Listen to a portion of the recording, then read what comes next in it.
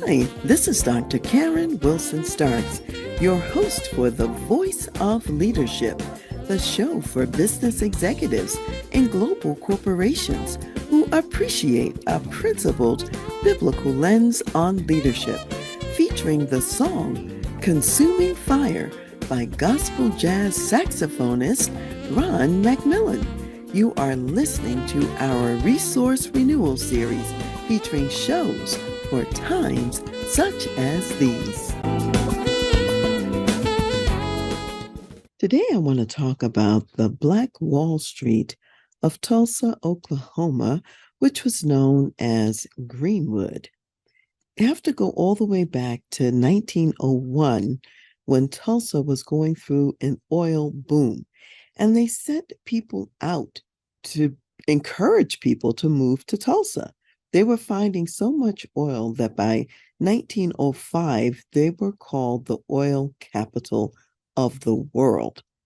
All of these recruiters went out to get people to move to Tulsa, including to recruit Black people to come to the Tulsa area.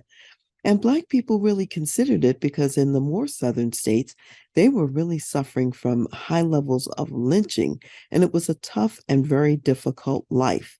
Now, even though the Black people were coming to Tulsa, they were prevented from participating in the oil boom jobs. They could not hold any high-paying oil jobs at all. They were strictly being brought to do the service-related roles like housekeeping, chauffeur, butler, shoeshine person, and these kinds of activities. However, it still represented a better opportunity and life. Tulsa at that time was in what was called Indian Territory, and there were 5 tribal nations that were living there. And historically, those 5 tribes had held slaves themselves. However, at the time of this boom and all this recruitment of people to Tulsa, it was a very integrated community. You had Blacks, whites, Jews, Indians, all living together in safety. And this was quite different.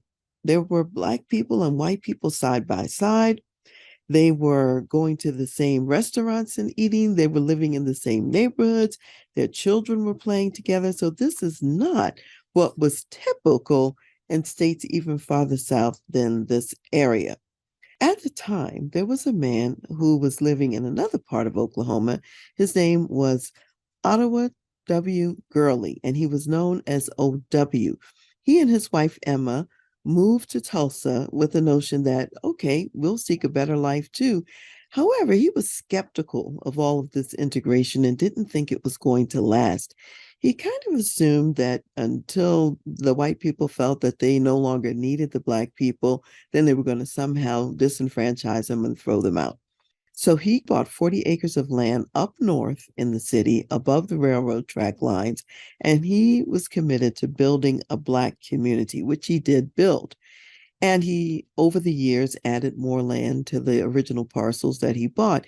And over time, he built originally a grocery store, an AME, African Methodist Episcopal Church, a Masonic lodge, a hotel. He built boarding houses, other kinds of houses, apartment buildings, and he even had an employment agency there. Now, he also met another man, and they were in a loose partnership together, and that man was John the Baptist Stratford, known as JB. Now, JB was a person who built a hotel there that was the largest hotel in the country, Black hotel, that is. It had 54 suites, it had a pool hall, it had a saloon, and it had a dining room. And he built many other enterprises as well while he was there. Both of these men had a history of coming from parents who had been enslaved. And in the case of OW, he was kind of a follower of the practical Booker T. Washington, much more conservative. Let's find practical industrial type jobs for Black people to do. JB, on the other hand, he was a little bit more radical and in the school of W.E.B. Du Bois, and he wanted Black people to be far more successful and to go beyond what the trade jobs that were common for them to get at the time. what was interesting is that a number of other people also moved to the area, and I'll just briefly mention some of them and what they built in Greenwood. So A.J. Smitherman, he came to this territory and he built the Tulsa Star Black newspaper. We had Lula Cotton and her husband, John Wesley Williams, and they built the Dreamland Theater, rooming houses, a confectionery, commercial rental property, and other enterprises. And by 1913, even the Booker T. Washington High School was opened. People there really believed in education. They wanted their children to be educated, and their children were becoming educated, and many went on to college. Simon Berry was also a resident. He was a pilot. Because the white taxi service was segregated and blacks couldn't participate, he created his own taxi service with a Model T Ford that he had. He then operated a bus line and a charter plane service for the wealthy oil men of the area. So these people were very enterprising, entrepreneurial in what they were doing, and they were making a good living wage, even though they were prevented from the large paying oil jobs. There were some people in Greenwood who were doctors and lawyers and very prosperous people in those kinds of professions. However, the majority of people who lived in Greenwood were just everyday people. They were working in jobs like domestics, housekeeping, chauffeurs, gardeners, janitors. They were working as shoe shiners, porters, cooks, butlers, laundresses, and jobs of that like. Nevertheless, they were very prosperous, and Greenwood became prosperous, and they really built their own community. It was flourishing and it was doing very well. About the time of 1907, this territory of Tulsa became a state of the United States. And once that happened, a white supremacist named Bill Alfalfa Murray moved into the area, and he was running all of the political leadership in the area. And as a result, he implemented a lot of laws that were not in place at the time. He had laws put in place against interracial marriage. And not only could blacks, they never could work in the oil industry, he prevented them from working in any high wage jobs in the Tulsa area. And even though blacks predominantly, they lived in Greenwood, most went down into the main part of the city and worked in the white neighborhoods and then returned home. They spent their money in Greenwood, and they prosperous enough. Many people had cars, people were well dressed, and if you see the photographs of the time, they really looked good, and they had nice homes in which they lived. So by the time of 1909, Greenwood was annexed by the town of Tulsa. Therefore, the white politicians refused to fix the roads and do other things that needed to be done in the area. They intimidated people at the voting polls because they had started a policy consistent with Jim Crow, which they brought in full force to Tulsa, which said you couldn't vote unless your grandfather was a landowner. And that applied to very few Black people who had grandfathers that were landowners. They also started smear campaigns against the Black people, claiming that they were raping white women, which wasn't true. So all of this was going on. And the people still continued to thrive, nevertheless, at that time. And if you came up to Greenwood and you started some racist mess, there might be a shootout in the streets because they really didn't tolerate that there. And in fact, right around 1916, OG, who also owned a hotel, three white men came into the hotel, encountered his wife up on the second floor, and they were there, they said, to look for some good time girls. And by the time OG came into the room, not far after that, he found them really harassing his wife. And so he asked what was going on. They didn't say anything. Then his wife told him what they came there for. Well, he beat him up and chased him out, which probably later on would certainly have some repercussions. So what I want to say is that this community was built even though they had limited resources, and what made it successful were several points, and I want to mention these. Number one, they worked together, and working together is what produced these effective results. And even OW and JB, coming from different schools, one from the Booker T. Washington School and one from the W.E.B. Du Bois School of Thought, they worked together even with those differences. And I think they needed both points of view. Number two, even if you have little, you can make something of value. So start where you are. That's another principle. Number three, even if you have your right arm and your right leg unavailable, because that was the case, they were prevented from many things, they still did much. So even with those limitations, you can still do much. Fourthly, I would say in the workplace, work with what you have. Everyone has to start from somewhere. Don't worry about what you don't have. Use what you do have. And then the fifth principle I would say is to treat others as you want to be treated. I think that Dr. King's nonviolent social change principles might have been helpful because maybe OW kicking those guys out in the way he did fueled some additional bitterness and retaliation, which was already brewing up anyway. I would say that they had a lot going for them. They did a lot of things well. We can learn from that today and continue to practice those same activities in today's world. And so next time, we will talk about the fall of Black Wall Street, because today we were talking about the rise of it. And as we close this segment, I want to read from Ecclesiastes, the 5th chapter. And it says, "Here is what I have seen.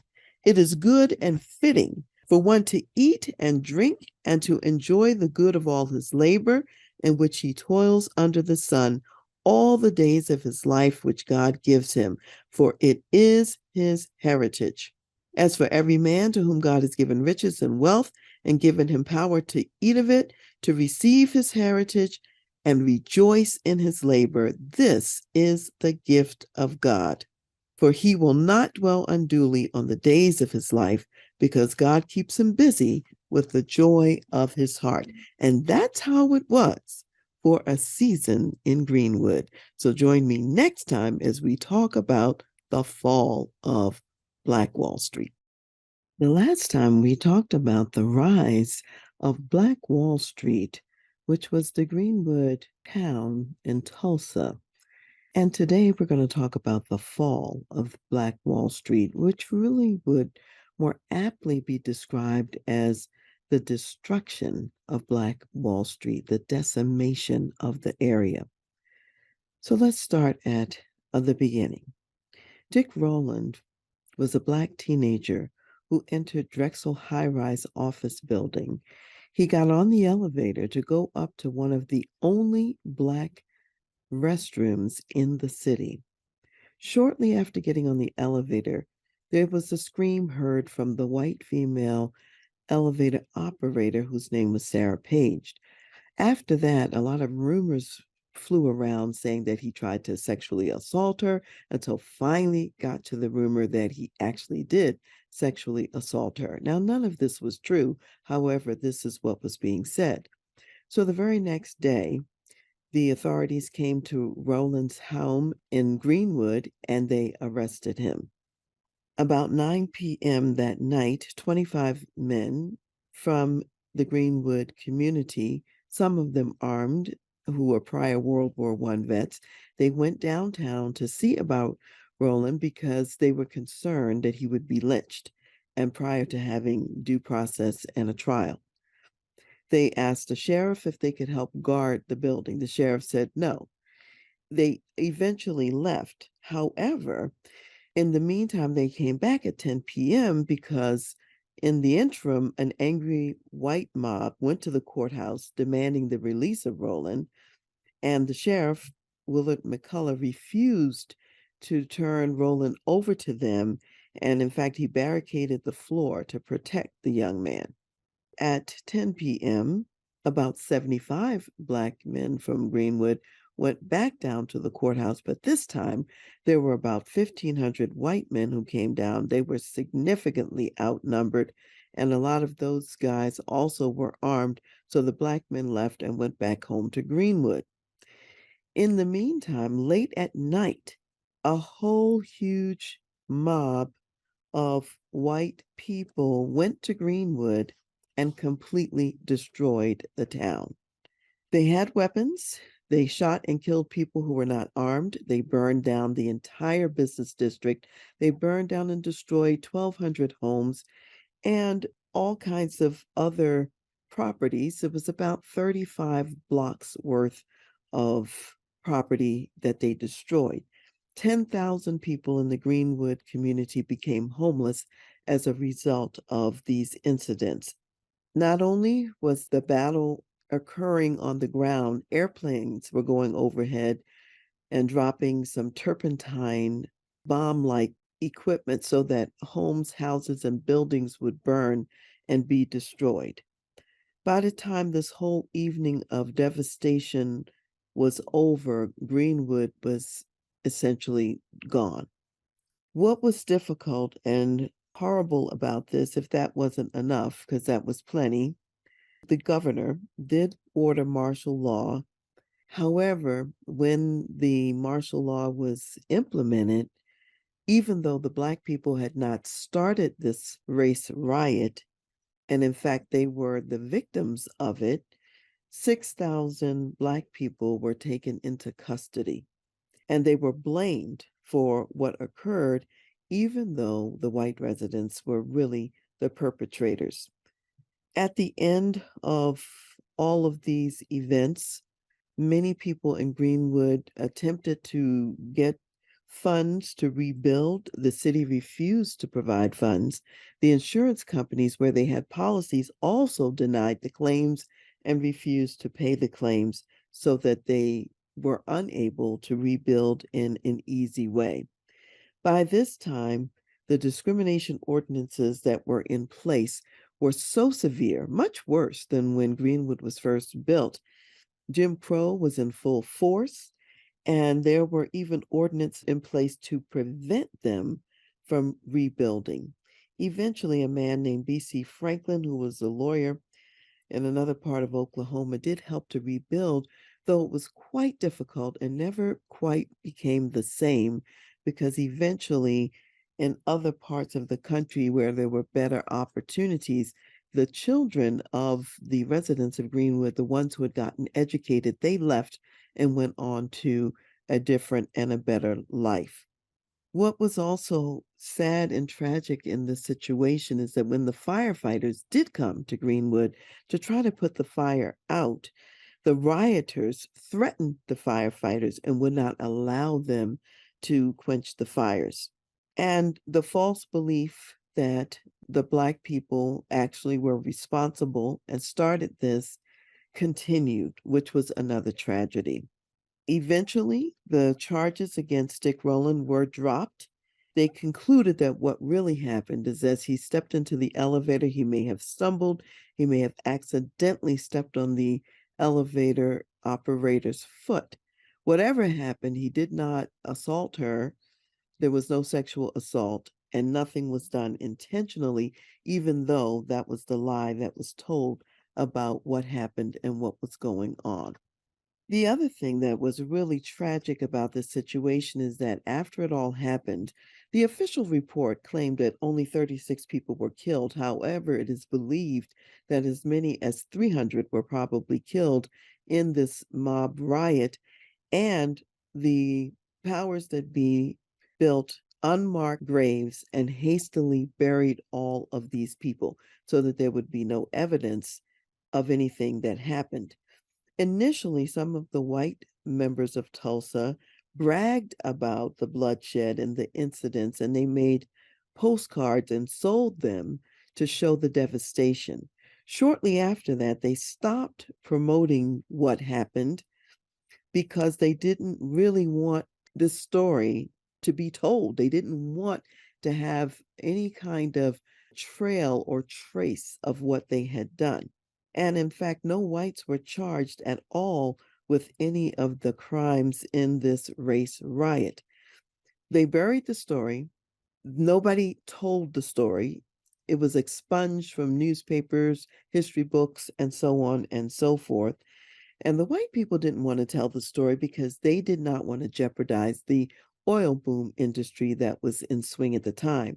The Black people, so traumatized by this event, also didn't want to tell the story because they didn't want their children to be so traumatized, and they didn't want their children to become hopeless about life.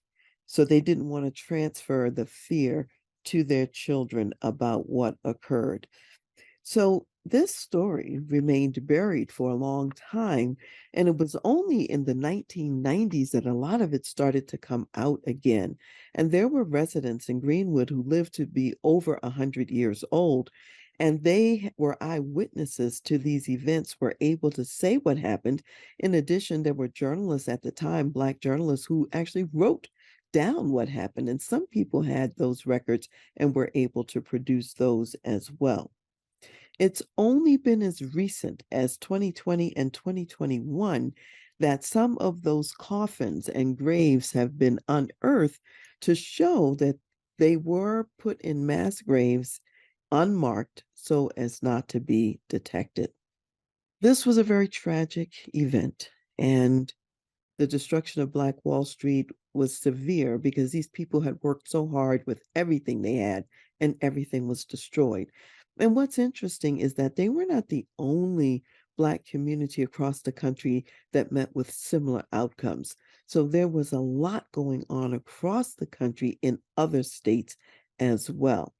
So, what do I want us to take away from this? We want to take away from it, number one, we must face the truth of our history, the good, the bad, and the ugly. It's only the truth that will set us free. And it's one of the things I appreciate about the Jewish people concerning the Holocaust. So many today are even denying that the Holocaust ever happened. And yet, the Jewish people continue to tell the story that it did happen.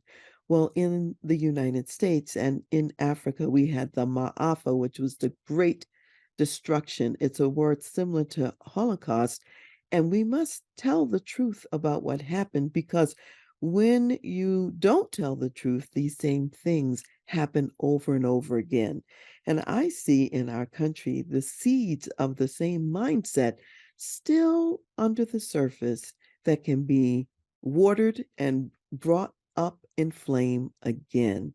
So we really must be vigilant about what's going on. We're in a season right now in the United States, number two, where people are rewriting our history. They're changing and sanitizing the history from what it really was. And since my paternal grandmother was born in the 1800s, and I had a relationship with her until she died, and her parents were enslaved, I know what happened as well. So you can hide it if you want to, but there's still enough of us around who do know what really took place. So when you are in a season of hiding the truth, evil will flourish. In Tulsa, segregation increased, racism increased, and the Ku Klux Klan thrived, so that by the mid-20s, there were at least 100,000 Ku Klux Klan members in Tulsa, Oklahoma. Also, we need to understand these events because there's a misunderstanding of what Black people do and why, because there is a trauma associated with all of these evil acts that have been perpetrated against people. And so, even though there's trauma, if you don't know the truth, you don't know that the people are traumatized. You don't know why they're traumatized or what they've been through or what might explain their behavior. And even when I was in Ghana, I saw that people, though they didn't have words for it and didn't totally understand the history themselves, their fear of losing people was still in their behavior, because people were stolen every day years ago from the shores of Ghana and taken into slavery. So when we think about policies in the workplace, also afoot today is a move that says there has been no systemic racism. However, when you study these stories of the past and Jim Crow laws and things that were put in place, There were systemic and systematic approaches to disenfranchise people over and over again. And some of that is still in our society. So, in your businesses, there may be policies, there may be practices that exist that have their roots in a nefarious purpose. So, it's important to understand that, to really take a close look at those policies and practices, and to end the ones that are racist, to end the ones that disenfranchise citizens of this country. Even those laws about your grandfather had to be a landowner in order to vote. In businesses, there are similar laws hidden in there, similar practices hidden that still affect us today. So that's why it's important to remember. So I want to conclude with a verse that is in Matthew, the 6th chapter, starting with verse 19. And it says, "Do not lay up for yourselves treasures on earth, where moth and rust destroy, and where thieves break in and steal. But lay up for yourselves treasures in heaven, where neither moth nor rust destroys, and where thieves do not break in and steal. For where your treasure is, there your heart will be also." Now, I will say this: we are entitled to live lives of safety, health, and prosperity in the United States. And it is still wrong to tear down other people's belongings and their homes, such as was done in Greenwood in Oklahoma. And at the same time, we must remember that we are ambassadors here, not citizens here. Our real home is elsewhere. And so we have to keep a heavenly perspective, because there are times when everything that we own on this earth is destroyed, and yet we still have a reason and a purpose to go on. God has a plan, nevertheless. So keep that in mind no matter what happens in your life. Hi, it's Dr. Karen Wilson Starks, your host for The Voice of Leadership and for Dr. Karen Speaks Leadership. And today we are celebrating the life and legacy and contributions of Dr. Martin Luther King.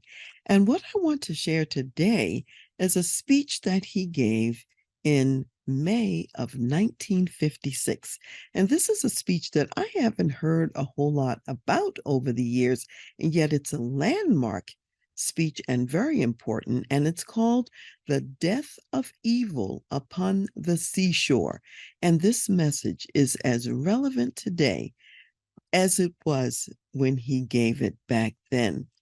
It's based on the journey of the Israelites when they were coming out of Egyptian slavery and they were participating in the Exodus. And we will unpack that a little bit more in a few minutes. However, first, I want to just mention the context of the speech, why he was giving it at the time, and the fact that this was on the 17th of May, 1956. It was a sermon at the Cathedral of St. John the Divine, which was an Episcopal diocese location. It was the second anniversary of the successful Brown versus the Board of Education decision. And although Dr. King had given this same sermon a couple of other times before this occasion in 1956, this was the seminal version of that speech, "The Death of Evil Upon the Seashore."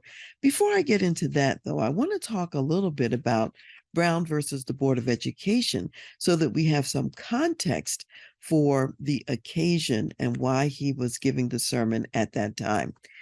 Brown versus the Board of Education was a situation that took place in Topeka, Kansas, and in 1954, the Supreme Court ultimately ruled unanimously that racial segregation of children in public schools was unconstitutional. And that was a landmark decision. Now, a lot led up to it, and there were a lot of dilemmas and challenges along the way. And I'd like to go all the way back to 1896 to Plessy versus Ferguson. And in that case, racially segregated public facilities were proclaimed as legal. And racial segregation was considered legal then because they purported this notion of separate but equal.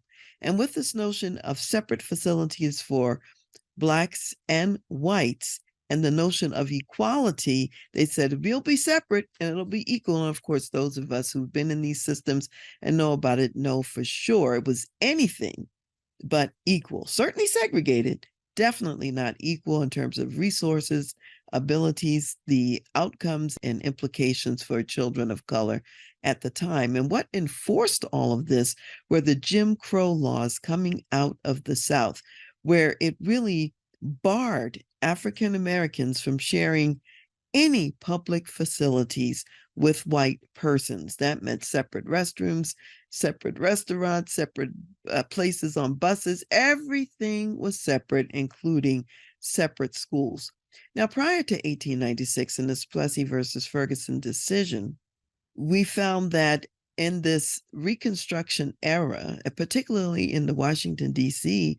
location, many Black Americans were thriving and doing well. They had good jobs. They were able to care for their families. They were living in mixed neighborhoods. Their children went to mixed schools.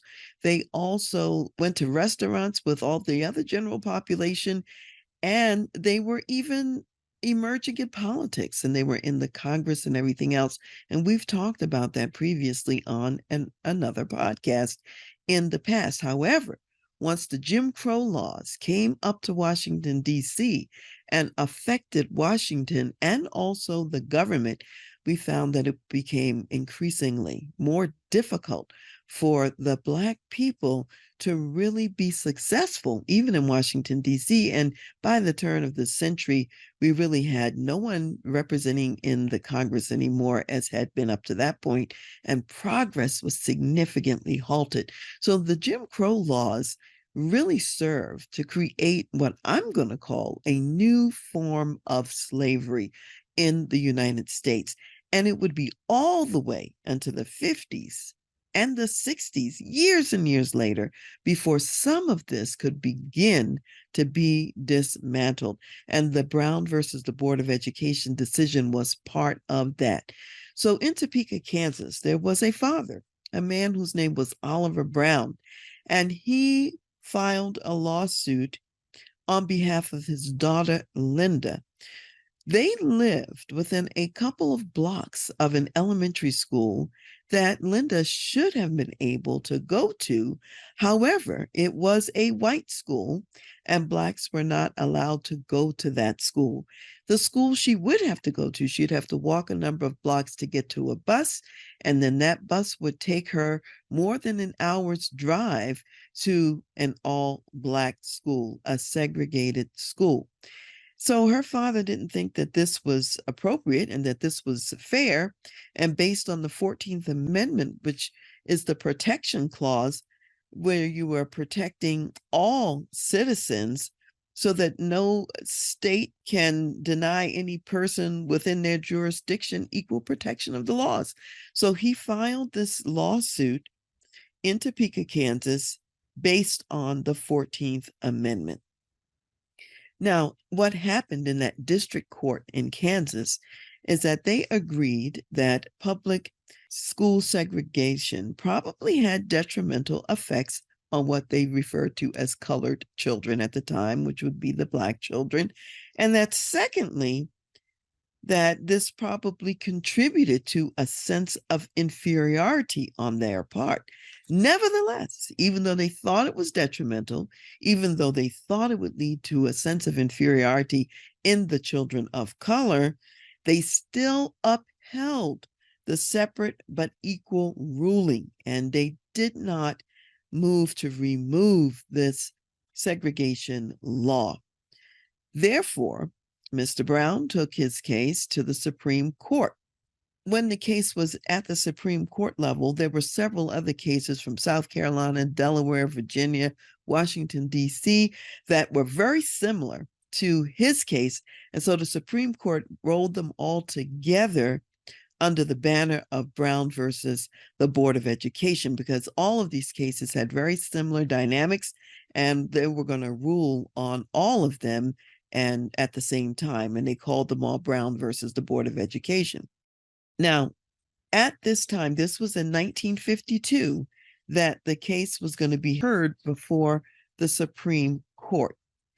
Thurgood Marshall at that time was the head of the NAACP, the National Association for the Advancement of Colored People. He was the head of that Legal Defense and Education Fund, and he was the chief attorney for the plaintiffs in this case. Now, what was difficult at the Supreme Court level is that the justices were divided. And the Chief Justice at the time, Fred Vinson, really had the opinion that Plessy versus Ferguson segregation ruling really should stand. He did not want to remove the segregation law. So in September of 1953, when the case was to be heard by the Supreme Court, it turns out right at that time that Vinson actually died. Now, that's unbelievable in and of itself. And so President Dwight D. Eisenhower replaced Vinson with Earl Warren, made him the Chief Justice, and Earl Warren at that time was a governor in California. So through Warren's political skill and his determination, he was able to get to a unanimous verdict from the Supreme Court against school segregation. So on the 17th of May in 1954, Warren wrote, quote, "In the field of education, the doctrine of separate but equal has no place, as segregated schools are inherently unequal." That's what he wrote at that time. So they ruled that the plaintiffs in this case were deprived of equal protection under the 14th Amendment, and that desegregation was to be implemented immediately at the local levels. They left it to the local jurisdictions to figure out how to conduct a desegregation. And even though Brown versus the Board of Education was a very important decision, it did not solve all of the issues and problems, because in local jurisdictions, people did not want to have desegregation very often. And so they found ways to keep segregation in place. Now, in the case of Topeka, Kansas, Topeka did move to desegregate the school so that young Linda was able to go to school closer to her place of residence and in the neighborhood. And there were challenges with that as well, which we don't have time to go into today. However, what was key is that even though this landmark decision didn't solve everything, it truly fueled the civil rights movement, because now legally on the books, it was illegal to have segregation. And there were ways that communities could leverage this later to move ahead the agenda of a society that was more equal for all people. It would take other kinds of decisions, such as the Little Rock 9 case in Arkansas some years later in 1957, to also move the needle. It would take the bus boycott in Atlanta when Rosa Parks refused to give up her seat, and so many other events, until finally there was the Civil Rights Act in 1964. So again, landmark, although it didn't fix everything. So in celebration of the 2-year anniversary of this decision, on the 17th of May in 1956, Dr. King gave this sermon, "The Death of Evil Upon the Seashore." And what this is based on, it's based on Exodus, the 14th chapter in the Bible. And we see all that went into the Israelites leaving Egypt and escaping out of slavery at God's hand and direction. And one of the pieces of this is that they had to cross the Red Sea, which was a huge body of water. And God is the one, through Moses, who parted the Red Sea so that the Israelites could cross over on dry land to get to the other side. Now imagine how you would feel after you're crossing over and you've gotten over to safety. You look behind you, and now the Egyptians, led by Pharaoh, are coming behind you and chasing after you with their chariots. That would be very frightening. In fact, it was so frightening that the Israelites lost heart and they began to say, Moses, why did you bring us out here to this wilderness so that we would die as we're fleeing from the Egyptians? Weren't there enough graves in Egypt where we could have died there? And so they were despondent. And yet God wanted them to know that there was victory. And these Egyptians who they saw coming after them, they would see them no more. That's in essence what Moses was telling them, even though it looked like they were defeated again, that really they were right on the edge of victory because of what God was going to do. So what God did is he caused the chariot wheels of the Egyptians to go haywire and for them to have difficulty. And they were crossing over in the mud, not dry ground. And while they got to the middle of the Red Sea, God allowed the waters to come back to their normal position and cover the Egyptians, and not one of them escaped. They all died in the Red Sea because they were chasing after God's people after God had told them to let his people go. And so in their disobedience, they lost their lives along the way. And so in Exodus, the 14th chapter and verse 30, it says, so the Lord saved Israel that day out of the hand of the Egyptians, and Israel saw the Egyptians dead on the seashore. Thus Israel saw the great work which the Lord had done in Egypt. So the people feared the Lord and believed the Lord and his servant Moses.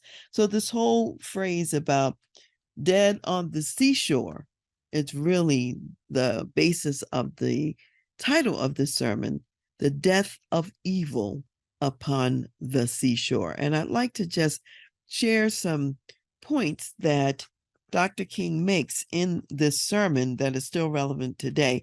And Black people in the United States, African Americans, have often related to the story of Exodus and the exodus of the Israelites out of Egypt, because our own circumstances have been very similar and very challenging and very difficult to escape the slavery that we were in here in the United States.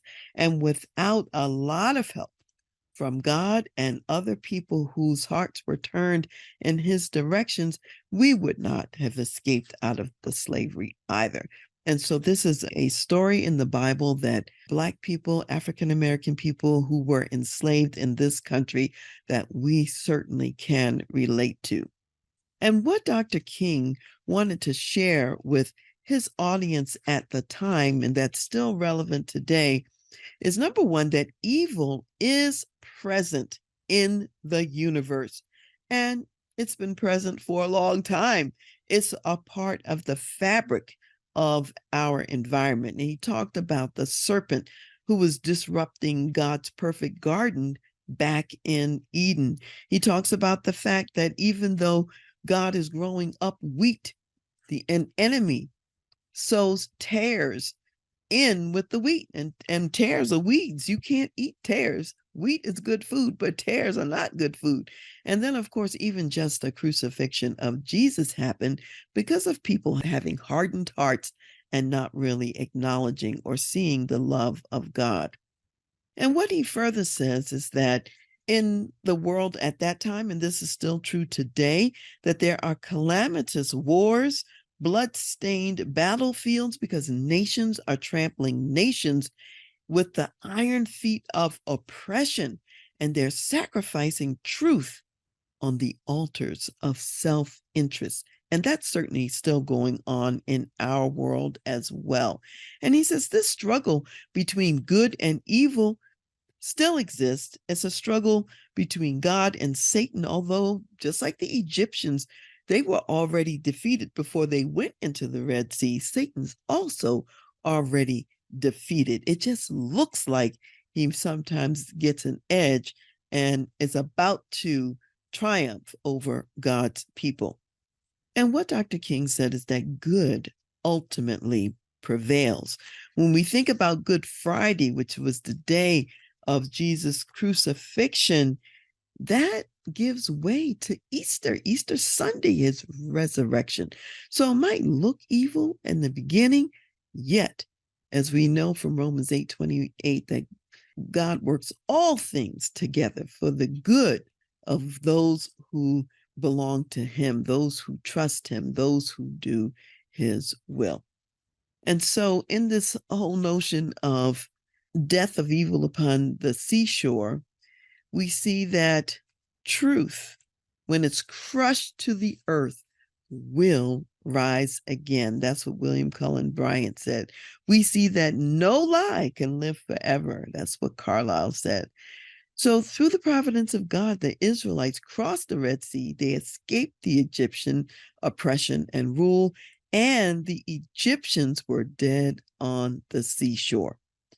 And so Dr. King says there is a joyous daybreak that ended the long night of their captivity. And that's what he always prayed for and hoped for in the case of African American people in the United States. There was this joyous daybreak that would end the long night of captivity.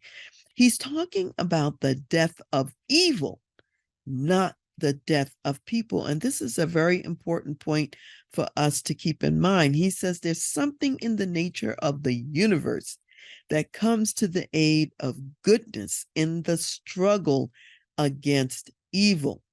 He says that what happens is that the Red Sea opens up and the exploited masses win their freedom from the metaphoric Egyptian oppression.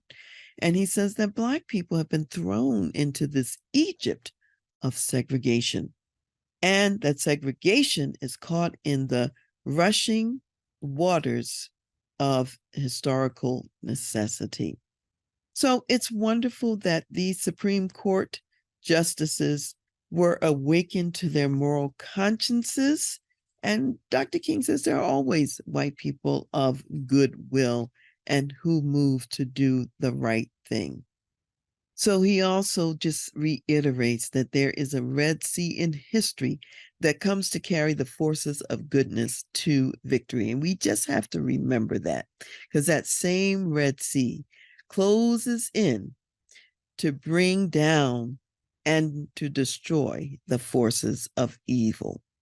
So we want to praise God for his power and the greatness of his purpose. And we want to pray to gain the vision and the will to be God's co-laborers, co-workers in this struggle. So Dr. King was saying, let us not despair. Don't lose faith in man or God. And he says, don't lose faith in man. He says, because we must believe that even a prejudiced mind can be changed, and that man by God's grace can be lifted from the valley of hate to the high mountain of love.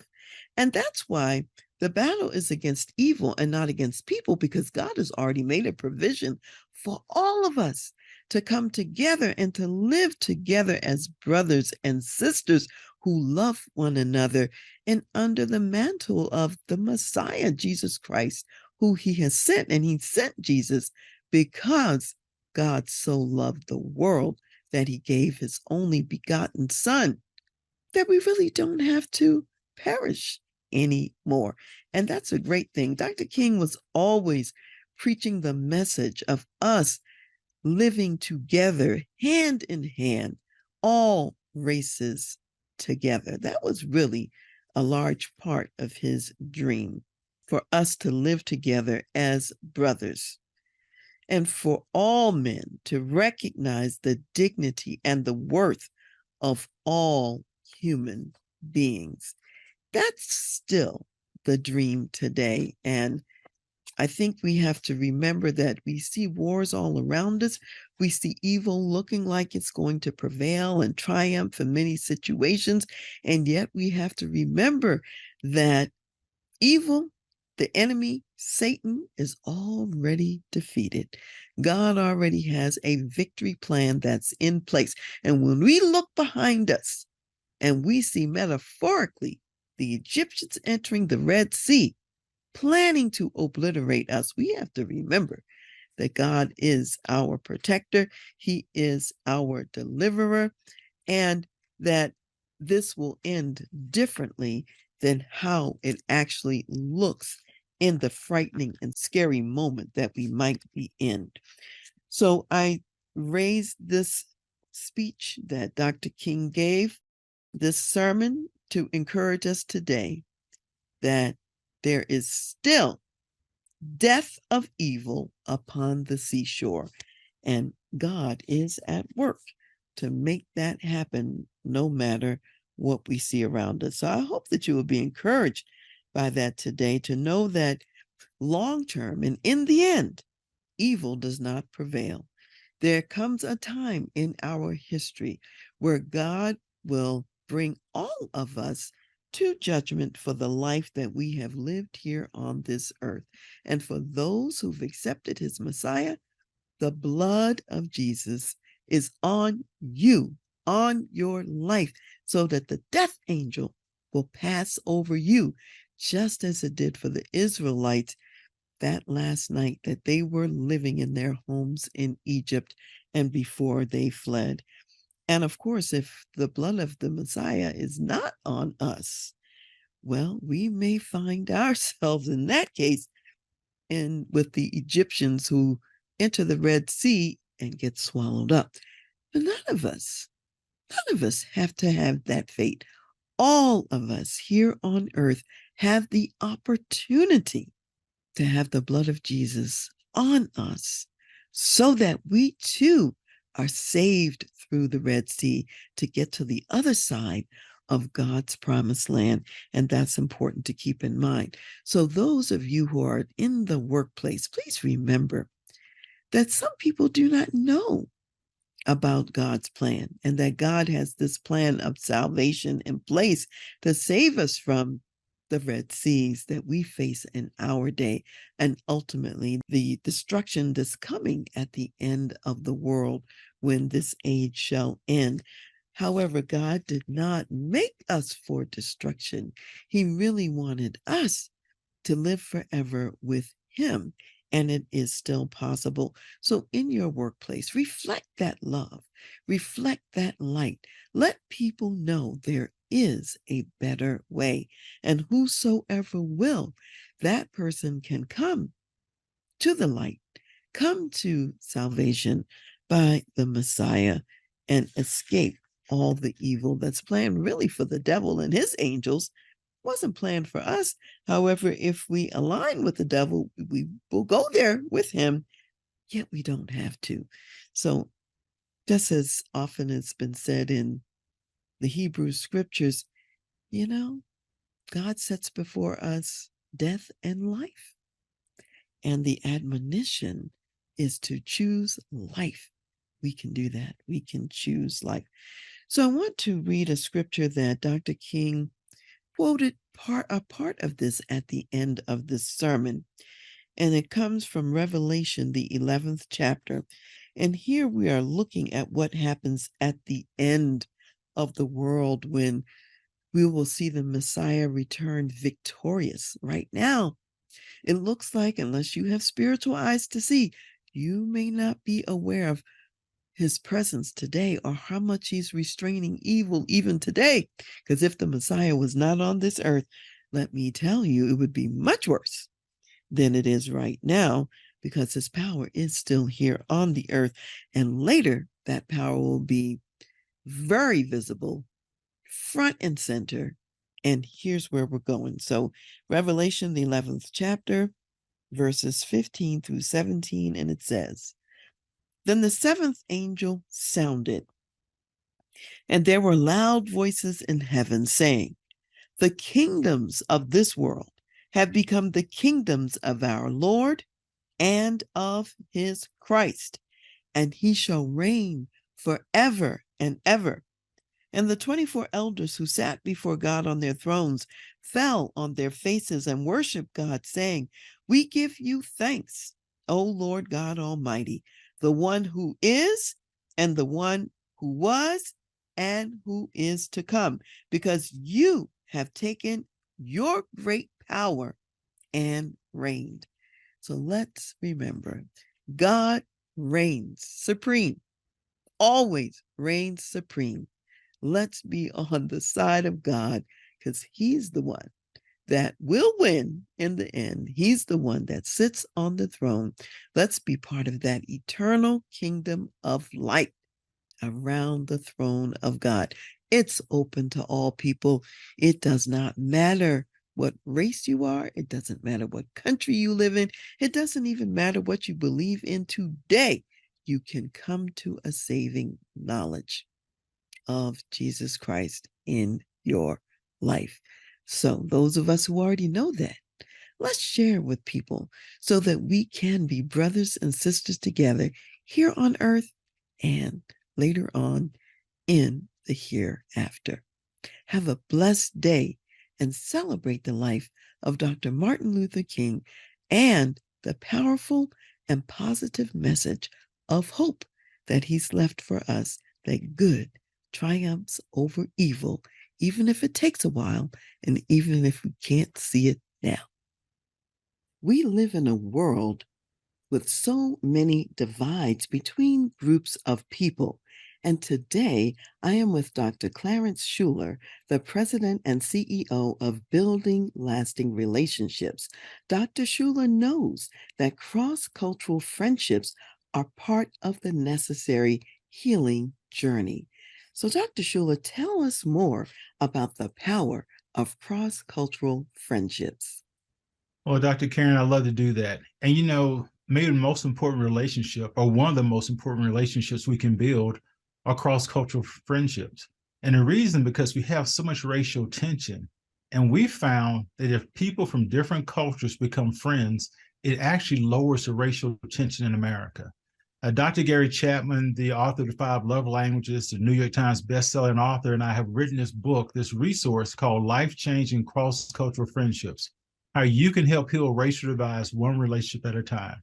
And we believe if people would get that book and read it with a friend and talk about it, or make a cross-cultural friend and read through the book together, it can change lives forever and change the racial tension in America and make it a better one. So that's really our goal with that resource. Thank you so much, Dr. Schuler, for sharing that.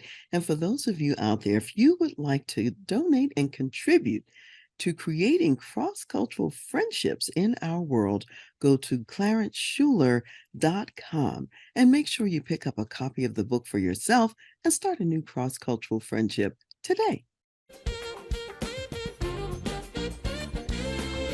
Thank you for listening to The Voice of Leadership with me, Dr. Karen Wilson Starks. I am also your concierge executive leadership advisor for when you need to make tough business decisions, facilitate executive succession and transition, develop your executive team, lead change, create a positive and profitable culture, or leverage marketplace creative advantage. You can reach me at Dr. Karen, Karen, at transleadership.com. Also go to my website, transleadership.com, for more leadership resources and insights. I want to give special thanks to Ron McMillan, gospel jazz saxophonist and national Billboard recording artist, also known as Mr. Sirius XM Jazz Watercolors, for allowing us to use his gifted music on our show. Thank you for joining me today, and I'll see you next time.